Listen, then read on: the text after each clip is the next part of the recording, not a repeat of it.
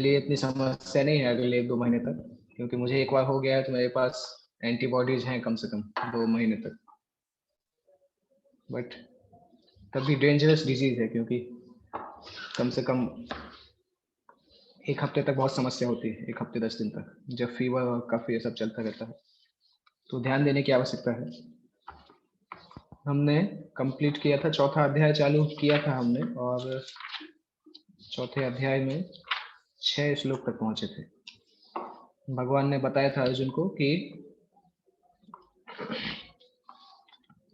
ये भगवत गीता का ज्ञान मैंने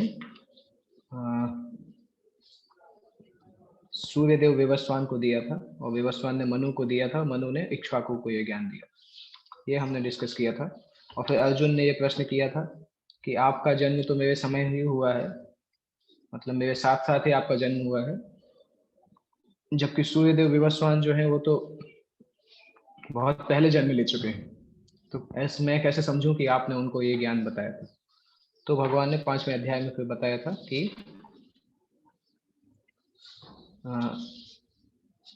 बहुनी में व्यतीतानि जन्मानि तव अर्जुन, कि मेरे और तुम्हारे बहुत सारे जन्म हो चुके हैं, परंतु मैं उन सभी को याद रखता हूँ, तुम उन सभी को याद नहीं रख सकते। और प्रभुपाद जी बताते हैं उसके तात्पर्य में कि चूंकि भगवान अपना शरीर परिवर्तित नहीं करते हैं, इसलिए भगवान को हर अवतार याद रहता है। चूंकि हम अपना शरीर परिवर्तित कर लेते हैं, इसलिए हमें वो याद नहीं रहता।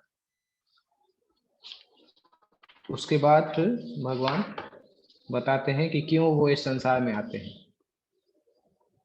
उसके दो कारण भगवान बताते हैं, 2 श्लोकों में कारण बताते हैं।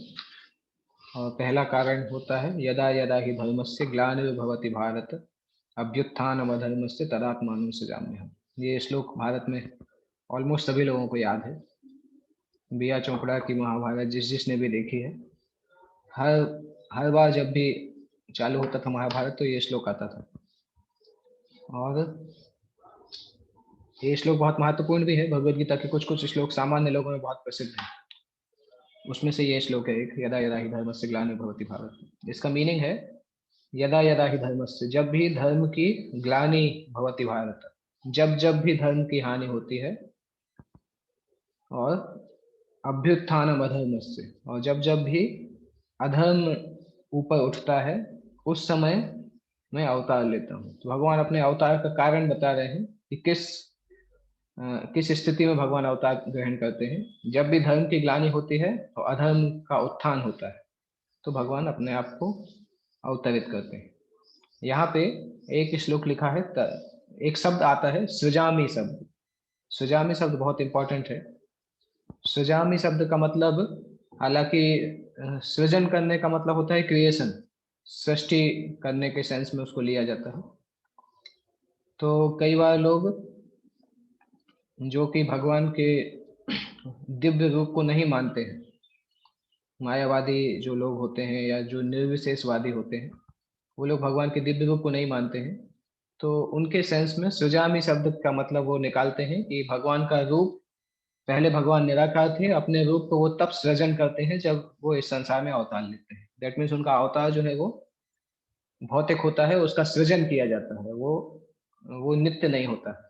जबकि वैष्णव बोलते हैं कि भगवान के अवतार, भगवान के रूप नित्य होते हैं। तो इसलिए सृजामि शब्द बहुत महत्वपूर्ण है। तो सृजामि सृष्टि के अर्थ के रूप में प्रयुक्त नहीं होता है, क्योंकि भगवान ने पिछले श्लोक में ही बताया है कि सन अव्ययात्मा, मैं जो हूँ वो अव्यय हूँ। और साथ साथ भगवान ने बताया है अद्वैतम अच्युतम अनादिम अनंत रूपम। अपने रूप के बारे में भगवान ने बताया है कि मेरे अनादि रूप है, अनंत रूप है। अनादि मतलब जिसका कोई बिगिनिंग नहीं है, दैट मीन्स हमेशा से भगवान के रूप है। आद्यम पुराण पुरुषम नव यौवनम च। तो वैदिक शास्त्रों का जो मीनिंग है वो सभी शास्त्रों के विचार के आधार पर स्वीकार किया जाता है। अगर कोई व्यक्ति केवल भगवत गीता के इस एक शब्द को देखेगा तो वो व्यक्ति इस प्रकार से उसको मॉडिफाई कर सकता है कि निराकारवाद को सूट करने के लिए। परंतु अगर हम उसको भगवत गीता में ही और वैदिक शास्त्रों में अलग अलग जगह पे देखेंगे तो पता चलेगा सुजामी शब्द का मीनिंग भगवान ने यहाँ पे डायरेक्टली प्रकट करने से के लिए बोला गया है। बहुत लोग बताते हैं कि भगवत प्रभुपाद जी ने सजामी शब्द का गलत मीनिंग बताया, कुछ कुछ लोग इस प्रकार से आरोप लगाते हैं, परंतु आचार्य इस प्रकार से कभी भी गलती नहीं करते हैं, क्योंकि सृजामी शब्द तब सृजन में प्रयुक्त होता है जब कोई नई वस्तु बनाई जाए, जबकि वैदिक शास्त्रों के आधार पर भगवान का रूप तो नित्य होता है, तो रूप को बनाया नहीं जा सकता है। हम जानते हैं भगवान के बहुत सारे लोक होते हैं, हर लोक में उनके भक्त होते हैं। तो और ये कई शास्त्रों में आता भी है, ब्रह्मा जी ने पूरा लिखा है, भागवत में आता है। तो अगर हम उन सभी शास्त्रों को देखेंगे तो पता पता चलेगा कि भगवान के रूप अच्युत हैं और भगवान के अनादि रूप हैं। अनादि मतलब उसका कोई बिगिनिंग नहीं है, जिसका कोई बिगिनिंग नहीं, उसका कोई एंड भी नहीं होगा, उसको एटर्नल नित्य बोला जाता है। आद्यम पुराण पुरुषम नव यौवनम च, इस प्रकार से भगवान बताते हैं अपने रूप के बारे में। तो सृजा में यहाँ पे सृजन के रूप में उपयुक्त नहीं होता है, क्योंकि पिछले श्लोक के अनुसार भगवान के स्वरूप या शरीर की सृष्टि नहीं होती, उनके सारे स्वरूप शाश्वत रूप से विद्यमान होने वाले हैं। इसलिए सृजामी का अर्थ है कि भगवान स्वयं यथा रूप में प्रकट होते हैं, मतलब यहाँ पे सृजामी का मीनिंग होता है प्रकट होना। यद्यपि भगवान कार्यक्रम के अनुसार ब्रह्मा के एक दिन में, 7वें मनु के 28वें युग में, द्वापर के अंत में प्रकट होते हैं, किंतु वे इस नियम का पालन करने के लिए बाध्य नहीं। भगवान ने खुद ही नियम बनाया है कि वो ब्रह्मा के 7वें मनवंतर में 28वें युग में प्रकट होते हैं, और भगवान उस नियम को अपनी स्वेच्छा से पालन करते हैं, परंतु उनके ऊपर बाध्यता नहीं है कि उनको वो नियम पालन करना ही पड़ेगा। इसलिए जब भी कभी संसार में भगवान अधर्म की प्रधानता देखते हैं और धर्म का ह्रास देखते हैं, तो भगवान स्वेच्छा से प्रकट हो जाते हैं। धर्म का ह्रास मतलब वेदों के नियमों का ह्रास। कई बार लोग बताते हैं कि कृष्ण भक्ति और वैदिक कल्चर दो अलग अलग वस्तुएं हैं। वास्तविकता में दो अलग अलग वस्तुएं नहीं है। कृष्ण भक्ति वैदिक कल्चर का, वैदिक सभ्यता का, वैदिक संस्कृति का सबसे ऊंचा स्तर है, परंतु कृष्ण भक्ति वैदिक कल्चर से अलग नहीं है, क्योंकि वैदिक शास्त्र, वैदिक साहित्य, वैदिक सभ्यता भगवान के द्वारा बनाया गया है, और कृष्ण भक्ति भी भगवान के द्वारा बनाई गई प्रोसेस है। तो जो लोग इस प्रकार से सोचते हैं कि कृष्ण भक्ति एकदम अलग है, वैदिक शास्त्रों से एकदम अलग है, वो लोग भूल करते हैं। कृष्ण भक्ति वैदिक शास्त्रों का सबसे उच्चतम स्तर है, परंतु वैदिक शास्त्रों से अलग नहीं है। इवन इस्कॉन की भक्त भी कई बार सोचते हैं कि वैदिक शास्त्रों में तो बहुत सारी चीजें दी हैं, और जबकि हमें उस सब की जरूरत नहीं है, परंतु ये बात नहीं है। कृष्ण भक्ति कल्चर का हिस्सा है, संस्कृति का हिस्सा है, और वैदिक आचार्यों ने, श्रील प्रभुपाद जैसे जो आचार्य हैं और भक्ति सिद्धांत सरस्वती ठाकुर जैसे जो आचार्य हैं, उन्होंने वैदिक शास्त्रों में से सबसे महत्वपूर्ण बातें जो दी हैं, सबसे महत्वपूर्ण सिद्धांत जो दिए हैं, उन सबको कंपाइल करके अपने पुस्तकों को लिखा और लोगों को प्रशिक्षित किया। परंतु ये सारी गाइडलाइन शास्त्रों में से ही आती है, वैदिक शास्त्रों में से ही निकल के आती है। तो इसलिए वैदिक शास्त्रों का सम्मान हमेशा आवश्यक है, क्योंकि भगवान के द्वारा वैदिक शास्त्र बनाए गए। तो जब अधर्म की प्रधानता होती है तो लोग वेदों पे विश्वास कम कम कर देते हैं, वेदों पे विश्वास खत्म हो जाता है लोगों का, जब लोग अधर्मी हो जाते हैं। और ऐसे जब लोग अधार्मिक होते हैं तो भगवान या तो स्वयं आते हैं या अपने किसी दूत को भेजते हैं, जिससे कि अधर्म को खत्म करके फिर से धर्म की स्थापना की जा सके। और वेद मूलतः ब्रह्मा के हृदय में से भगवान के द्वारा उच्चारित माने जाते हैं, इसलिए धर्म के नियम भगवान के प्रत्यक्ष आदेश हैं। धर्मम तो साक्षात भगवत प्रणीतम। धर्म जो है भगवान के द्वारा दिए गए साक्षात नियम है। भगवत गीता में आदि उपांत, आदि से लेकर अंत तक इन सभी नियमों का संकेत दिया गया। और वेदों का उद्देश्य भी परमेश्वर के आदेश के अनुसार ऐसे नियमों की स्थापना करना है।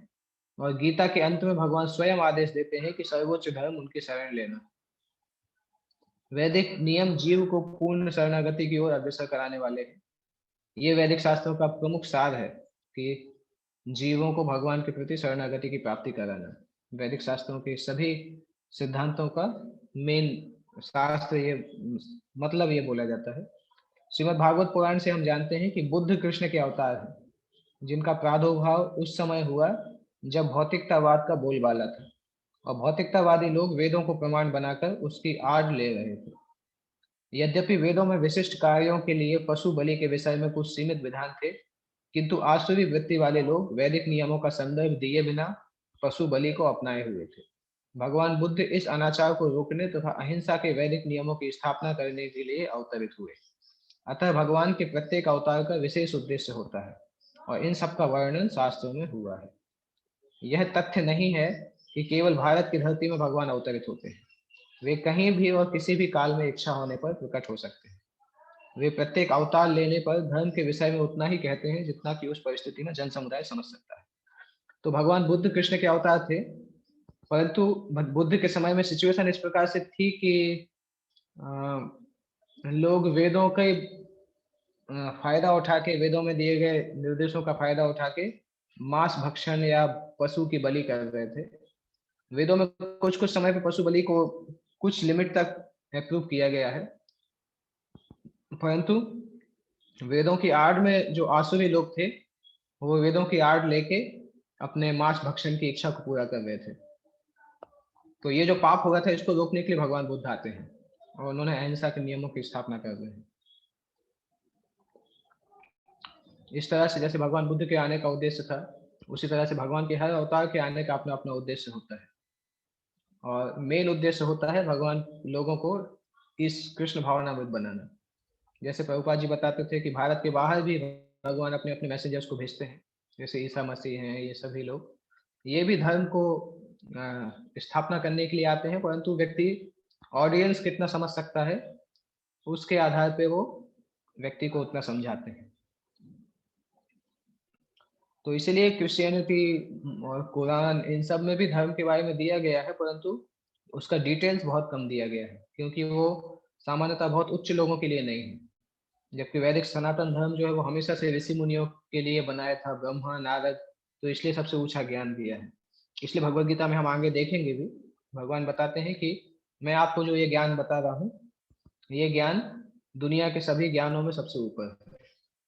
और हम देखते भी हैं जितना डिटेल वैदिक शास्त्रों में मिलता है उतना डिटेल और अध्यात्म का उतना डिटेल और कहीं नहीं पाया जाता है कि कैसे सृष्टि की रचना हुई, आत्मा का अस्तित्व कैसा है, ये सब कुछ वैदिक शास्त्रों से ज्यादा कहीं भी नहीं पाया जाता। तो कभी भगवान स्वयं प्रकट होते हैं, कभी अपने प्रतिनिधि को अपने पुत्र या दास के रूप में भेजते हैं या स्वयं ही प्रकट होते हैं। भगवद गीता के सिद्धांत अर्जुन से कहे गए थे, अतः वे किसी भी महापुरुष के प्रति हो सकते हैं क्योंकि अर्जुन संसार के अन्य भागों के सामान्य पुरुषों की अपेक्षा अधिक जागरूक था। 2 और 2 मिलकर 4 होते हैं, यह गणितीय नियम प्राथमिक शिक्षा के विद्यार्थी के लिए उतना ही सत्य है जितना कि उच्च कक्षा के विद्यार्थी के लिए। तो भी गणित उच्च स्तर तथा निम्न स्तर का हो सकता है। अतः भगवान प्रत्येक अवतार में एक जैसे सिद्धांतों की शिक्षा देते हैं जो परिस्थितियों के अनुसार उच्च या निम्न प्रतीत होते हैं। जैसा कि आगे बताया जाएगा, धर्म के उच्चतर सिद्धांत चारों वर्णाश्रम को स्वीकार करने से प्रारंभ होते हैं। अवतारों का एकमात्र उद्देश्य सर्वत्र कृष्ण भावनामृत को उद्बोधित करना है और ये परिस्थिति के अनुसार ये कृष्ण भक्ति प्रकट या प्रकट होती रहती है। तो ये भगवान का लक्ष्य है, एक उद्देश्य है, धर्म की स्थापना और अधर्म का विनाश। उसके लिए भगवान अवतार भी लेते हैं, भक्तों को भी भेजते हैं, प्रतिनिधियों को भी भेजते हैं। और अगले श्लोक में भगवान बता रहे हैं संभवामि युगे युगे पवित्राणाय साधुनामि युगे। जब भगवान आते हैं तो क्या क्या करते हैं? पवित्राणाय साधुनाम, साधुओं का उद्धार, त्राण मतलब रक्षा और परि मतलब चारों तरफ से, मतलब संपूर्ण तरीके से साधुओं की रक्षा करते हैं। विनाशाय च दुष्कृताम, दुष्टों का संहार करते हैं, विनाश करते हैं। धर्म संस्थापनार्थाय, धर्म की स्थापना करते हैं। संभवामि युगे युगे, हर युग में मैं प्रकट होता हूँ। साधुओं की रक्षा, दुष्टों का विनाश, धर्म की संस्थापना, इन 3 वस्तुओं के लिए भगवान हर युग में प्रकट होते हैं। भगवत गीता के अनुसार साधु कृष्ण भावना भावित व्यक्ति है। अधार्मिक लगने वाले व्यक्ति में भी यदि पूर्ण कृष्ण चेतना हो तो उसे साधु कहा जा सकता है।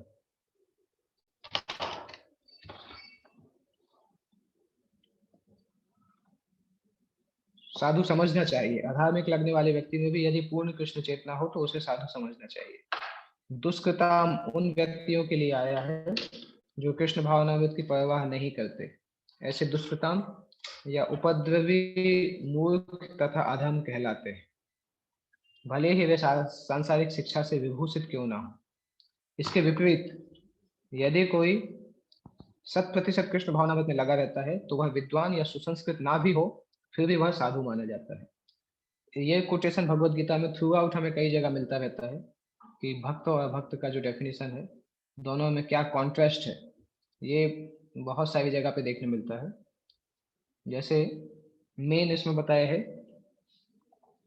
कि कोई व्यक्ति देखने में हो सकता है अधार्मिक लगे, परंतु अगर वो पूर्ण कृष्ण चेतना में है तो उसको साधु मानना चाहिए, और जो बहुत अच्छा लगता है परंतु कृष्ण भावना में नहीं है, उसको असाधु मानना चाहिए।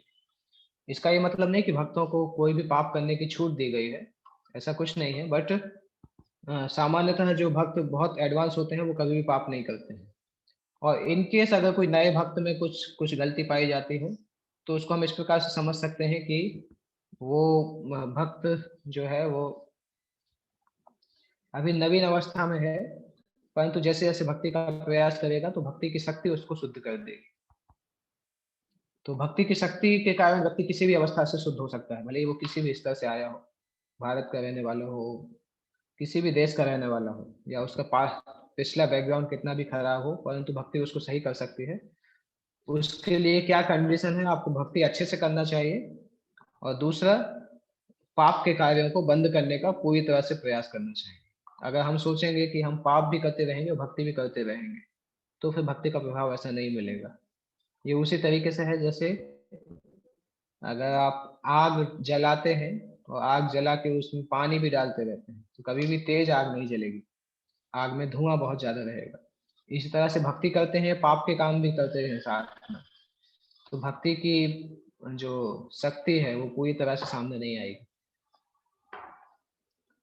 जहां तक अनीश्वरवादियों का प्रश्न है, भगवान के लिए आवश्यक नहीं कि वे इनके विनाश के लिए उस रूप में अवतरित हों जिस रूप में वो रावण तथा कंस का वध करने के लिए आए थे।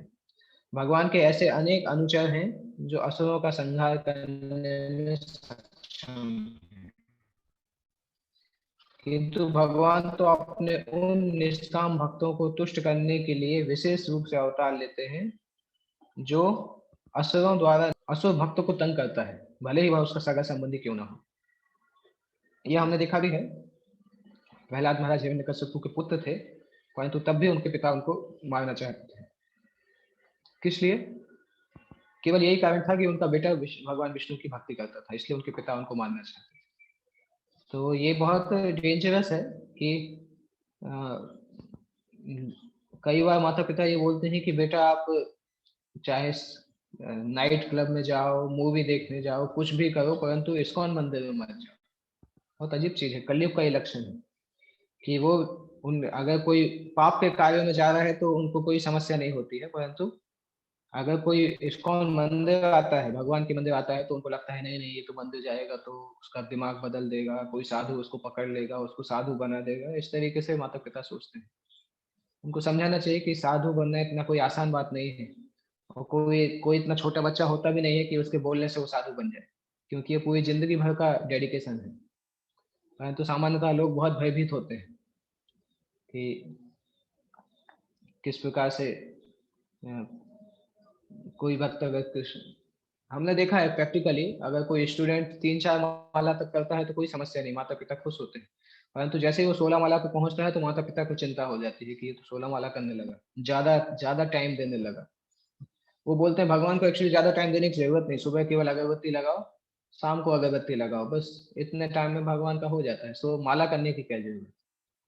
मेरे एक मित्र थे, उनका एक बार एक कंपनी में सिलेक्शन नहीं हुआ तो उनके सभी लोग उनको बोलते हैं देखो तुम 16 माला करते हो इसलिए तुम्हारे 2 घंटे वेस्ट हो जाते हैं और तुम्हारा कंपनी में सिलेक्शन नहीं हो रहा है।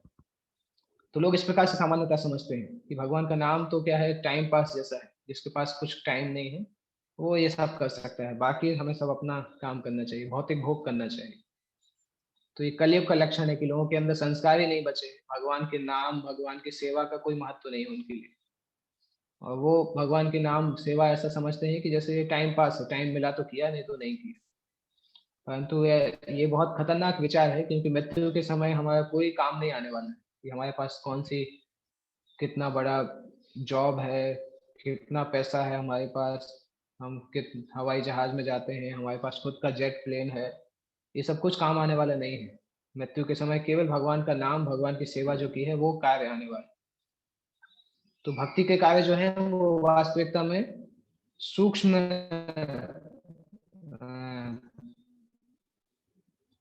सूक्ष्म धन दौलत के जैसा माना जा सकता है, जबकि इस संसार की जो धन दौलत है वो ग्रॉस मानी जाती है, स्थूल मानी जाती है। जैसे हम देखते हैं फॉर एग्जाम्पल, इस संसार में भी आजकल हम देखते हैं तो लोग पैसे साथ में लेके नहीं चलते हैं। पहले एक समय में आप देखते थे लोगों का वो पर्स कैश मनी से भरा रहता था।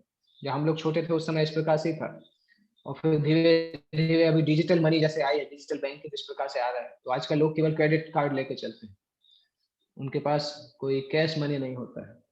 तो क्रेडिट कार्ड या एटीएम या इंटरनेट बैंकिंग जो है ये कौन सा मनी है, ये लिक्विड मतलब सटल वेल्थ है, ये सूक्ष्म है।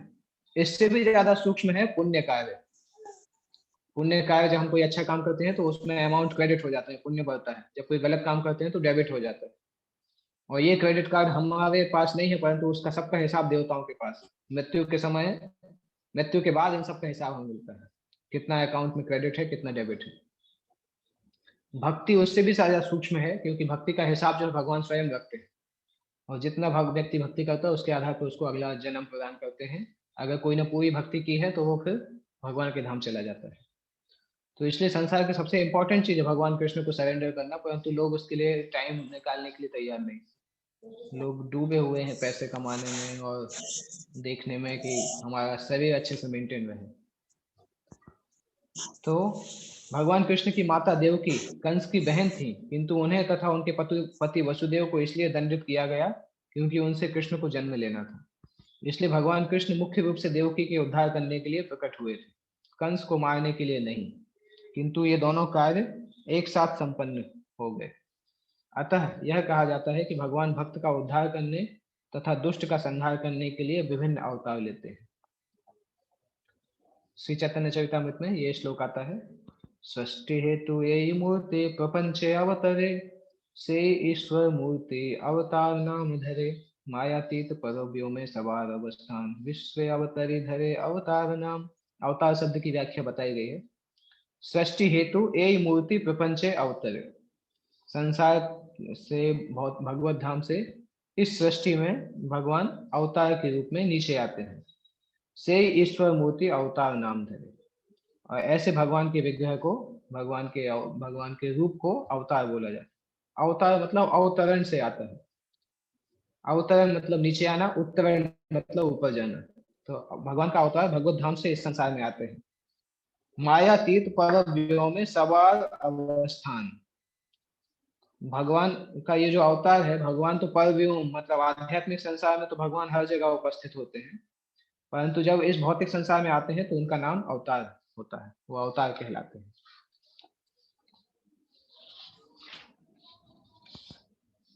अवतार विशेष रूप से 6 प्रकार के होते हैं, कई होते हैं एक्चुअली, अनलिमिटेड भी होते हैं, परंतु शास्त्रों में मोटे मोटे तौर पे 6 प्रकार के बताए गए। पुरुष अवतार, गुण अवतार, लीला अवतार, सत्यवेश अवतार, मनवंतर अवतार तथा युग अवतार। पुरुष अवतार 3 प्रकार के होते हैं। 3 विष्णु के जो अवतार हैं वो पुरुष अवतार कहलाते हैं। क्षीरोदकसाई विष्णु जो कि परमात्मा के रूप में रहते हैं, गर्भोदकसाई विष्णु जिनसे ब्रह्मा का जन्म होता है, और कारणोदकसाई विष्णु जिनसे पूरे भौतिक संसार का जन्म होता है। तो ये 3 पुरुष अवतार कहलाते हैं। कारणोदकसाई विष्णु को महाविष्णु बोलते हैं, गर्भोदकसाई विष्णु से ब्रह्मा का जन्म होता है, और क्षीरोदकसाई विष्णु सभी जीवों के हृदय में परमात्मा के रूप में निवास करते हैं। इसके बाद आता है गुण अवतार। गुण अवतार 3 होते हैं।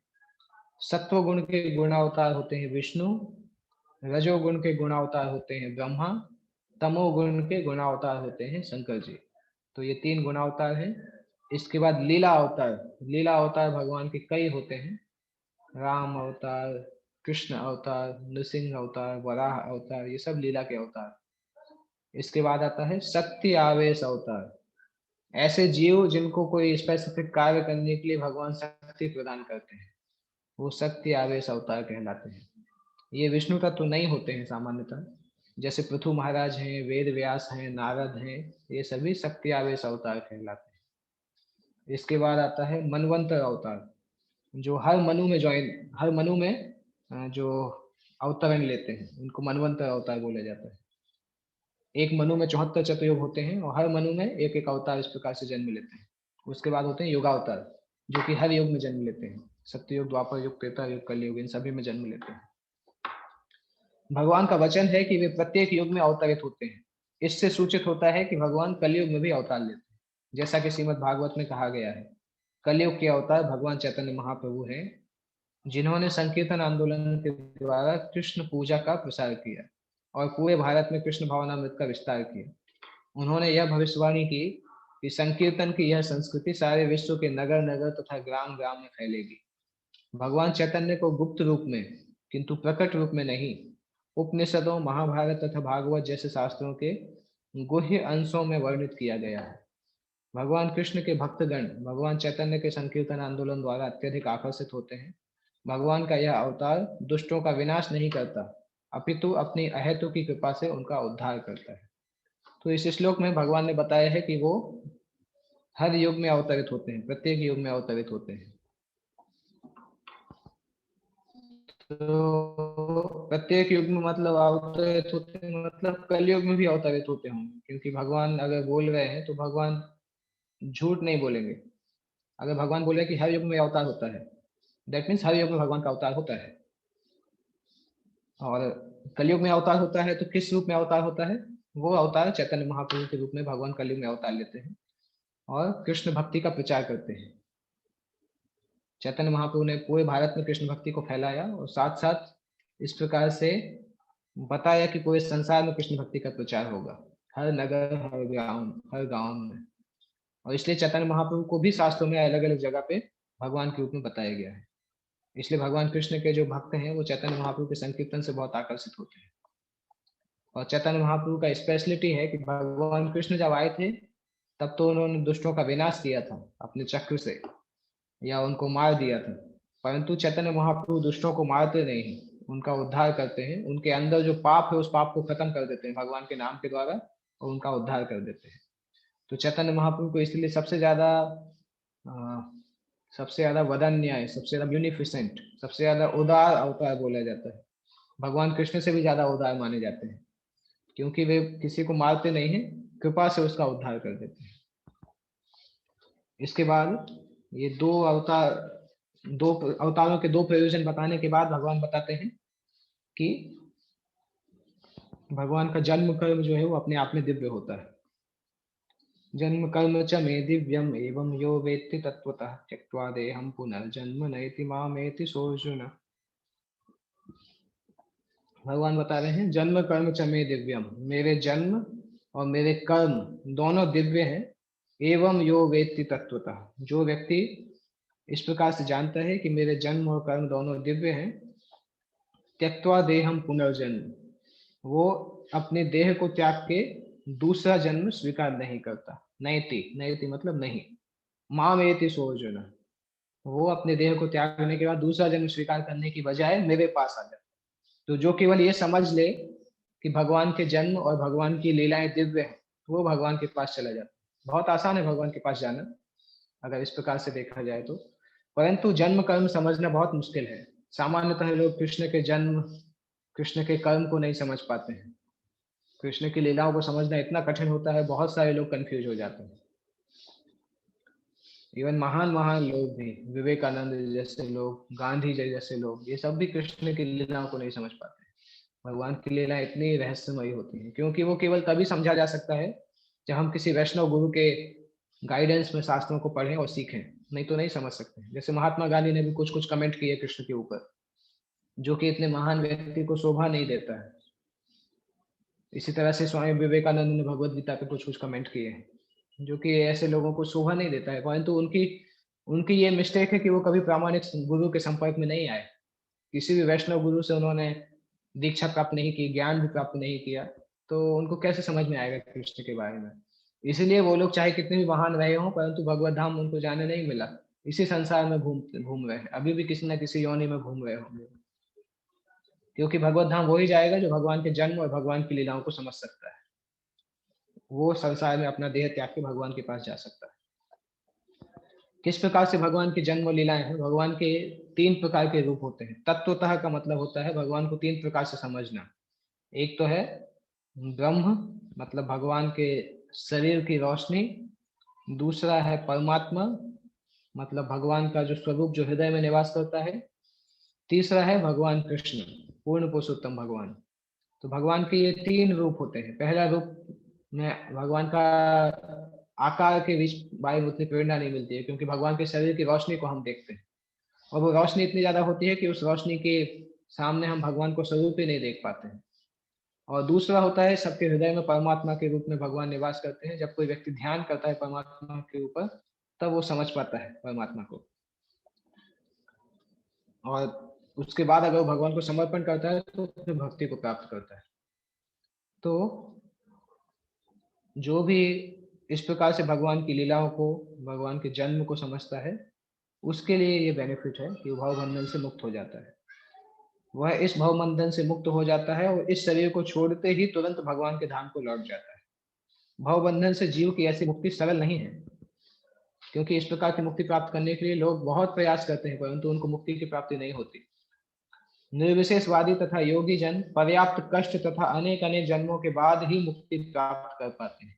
इतने पर भी उन्हें जो मुक्ति भगवान की ब्रह्म ज्योति से तादात्म्य प्राप्त करने से मिलती है, वह आंशिक होती है और इस भौतिक संसार में लौट आने का भय बना रहता है। तो योगी लोग बहुत मेहनत करके मुक्ति की प्राप्ति करते हैं, परंतु उनको जो मुक्ति प्राप्त होती है वो परमानेंट भी नहीं होती है। उनको भौतिक संसार में फिर से वापस आना पड़ता है। और इस किंतु भगवान के शरीर की दिव्य प्रकृति तथा उनके कार्यकलापों को समझने मात्र से भक्त इस शरीर का अंत होने पर भगवत धाम को प्राप्त करता है और उसे इस संसार में लौट आने का भय नहीं रह जाता। ब्रह्म संहिता में जो श्लोक हमने अभी डिस्कस किया था कुछ समय पहले, अद्वैतम अच्युतम अनादिम अनंत रूपम, उस श्लोक में बताते हैं भगवान अद्वैत, भगवान केवल एक हैं और भगवान अच्युत हैं। अच्युत का मतलब उनका कभी पतन नहीं होता है। अनादिम, उनका कभी भी बिगिनिंग, प्रारंभ नहीं था। अनंत रूपम, भगवान के अनंत रूप पाए जाते हैं और ये सारे रूप भगवान कहलाते हैं। वेदों में बताया भी गया है, एको देवो नित्य लीलानुरक्तो भक्त व्यापी हृदय अंतरात्मा। वो भगवान भक्तों के हृदय में हमेशा अंतरात्मा में स्थित होते हैं, हमेशा नित्य लीला में विचरण करते हैं। जो कोई भगवान कृष्ण को परब्रह्म करके जानता है या उनसे यह कहता है कि आप वही परब्रह्म हैं, वह निश्चित रूप से मुक्त हो जाता है और भगवान की संगति प्राप्त हो जाती है। इसी तरह से दूसरे वेद में लिखा है, तम एव विदित्वाति मृत्युमेति ना अन्य पंथा विद्यते अयनाय।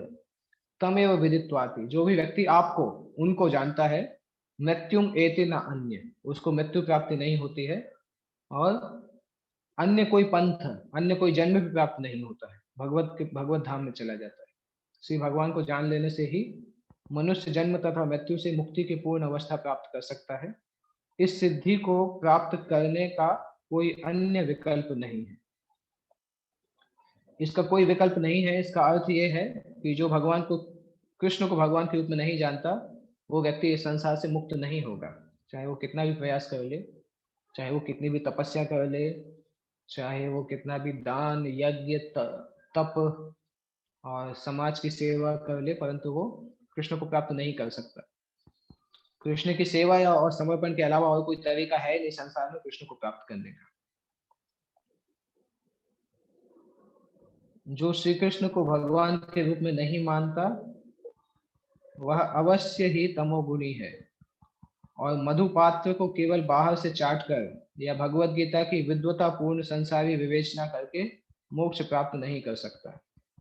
ऐसे शुष्क दार्शनिक भौतिक जगत में महत्वपूर्ण भूमिका निभाने वाले हो सकते हैं, किंतु वे मुक्ति के अधिकारी नहीं होते। ऐसे अभिमानी संसारी विद्वानों को भगवत भक्त की अहेतुकी कृपा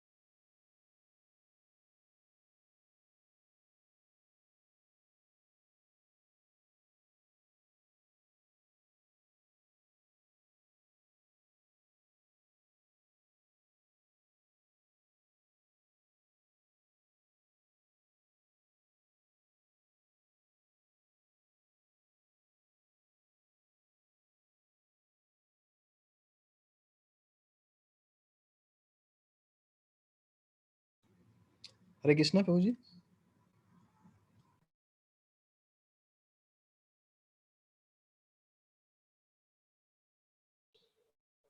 हरे कृष्ण प्रभु जी।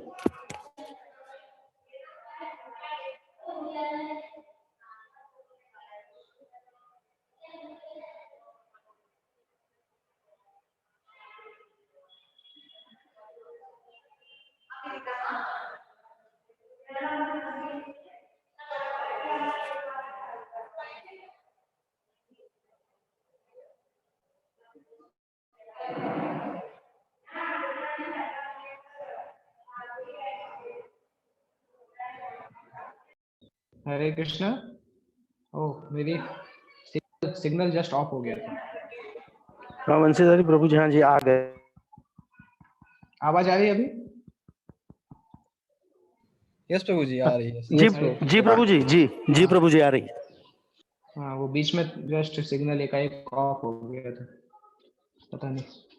तो हम क्या डिस्कस कर रहे थे कि हाँ, जैसे कोई शहद के पात्र को, शहद के बर्तन को बाहर से चाटने की कोशिश करता है, सोचता है कि उसको शहद का टेस्ट मिल जाएगा, वो व्यक्ति को शहद का टेस्ट नहीं मिलेगा, क्योंकि उसने कभी अंदर जाके हनी को प्राप्त करने की कोशिश नहीं की। इसी प्रकार से जो कृष्ण को भगवान के रूप में नहीं मानते हैं, वो कृष्ण की लीलाओं को भी नहीं समझ पाएंगे और कृष्ण के और संसार की मुक्ति भी प्राप्त नहीं कर पाएंगे।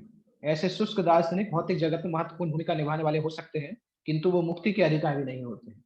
तो हम देखते हैं संसार में बहुत सारे लोग हैं इस प्रकार से, बहुत सारे साधु पुरुष भी हैं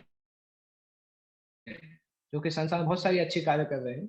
ऑब्वियसली वो पुण्यशाली लोग हैं और उस पुण्य के कारण वो भगवान के धाम तो नहीं जाएंगे, भौतिक संसार में स्वर्ग लोक उनके ऊपर के लोकों में जा सकते हैं, परंतु भगवत धाम या मुक्ति की प्राप्ति करना बहुत कठिन है। भगवान के धाम में जाके उनकी सेवा करना वो किसी के लिए पॉसिबल नहीं है, क्योंकि वो लोग मुक्ति के अधिकारी नहीं होते। ऐसे अभिमानी विद्वानों को भगवत भक्त की अहेतु की कृपा की प्रतीक्षा करनी पड़ती है। अतः मनुष्य को चाहिए कि श्रद्धा तथा ज्ञान के साथ कृष्ण भावनामृत का अनुशीलन करे और सिद्धि को प्राप्त। तीनों श्लोक है कि क्यों भगवान का अवतार होता है और भगवान की भक्ति करना और मुक्ति को प्राप्त करना कितना आसान बात है, कि केवल भगवान के जन्म और भगवान के कर्मों को समझ लीजिए तो व्यक्ति को पुनर्जन्म की प्राप्ति नहीं करनी होगी। इसमें एक जगह पे एक और पॉइंट आया था बीच श्लोक में कि भगवान परब्रह्म के भी अवतार, परब्रह्म की भी स्थापना भगवान के द्वारा होती है। 14वें अध्याय में 27वें श्लोक में भगवान बताते हैं, ब्रह्मणो ही प्रतिष्ठा अहम। संसार में जो ब्रह्म है वो ब्रह्म भी भगवान से ही निकल के आता है। जो लोग ब्रह्म की उपासना करते हैं उनको भी ये पता होना चाहिए कि जो ब्रह्म है वो भगवान का ही एक मैनिफेस्टेशन, एक रूप जैसा बोला जा सकता है। वो ब्रह्म भगवान से स्वतंत्र नहीं होता कभी भी। और भगवान ये कई बार बताते भी, भगवद गीता में भी बताते हैं, श्रीमद् भागवत में बताते हैं, और श्रीमद् भागवत में तो स्पेशली लिखा है कि ये अन्य अरविंदाक्ष विमुक्त मानिनस त्वयि अस्त भावात अविशुद्ध बुद्धया। जो लोग ऐसा सोचते हैं कि भगवान को छोड़ के ब्रह्म की पूजा करना चाहिए, ब्रह्म में जाना चाहिए, अरविंदाक्ष विमुक्त मानिन, जो अपने आप को मुक्त सोचते हैं ब्रह्म को प्राप्त करके, उनकी बुद्धि पूरी तरह से शुद्ध नहीं हुई, क्योंकि वो ब्रह्म को प्राप्त करने के बाद भी संसार में उनका नीचे पतन हो जाएगा, क्योंकि उन्होंने भगवान के चरणों का आश्रय स्वीकार नहीं किया है, इसलिए उनका इस संसार में पतन हो जाएगा। ऐसे लोगों को संसार में बहुत अच्छा माना जा सकता है, परंतु संसार के लोग उनको कितना अच्छा मानते हैं उससे कोई मतलब नहीं है। अल्टीमेटली ये मैटर करता है कि भगवान के धाम में वो पहुंचते हैं कि नहीं, या भगवान के द्वारा उनको कितना समझा जा सकता है। तो ये 3 श्लोक में आता है। किसी को कोई प्रश्न पूछना है तो पूछ सकते हैं इन श्लोकों से संबंधित।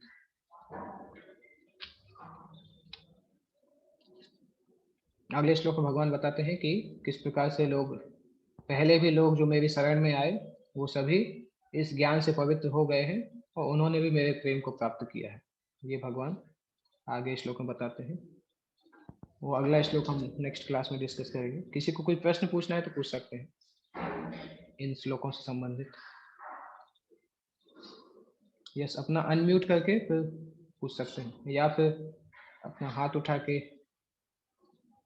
पूछ सकते हैं। दिव्यराज को आपको कोई प्रश्न है?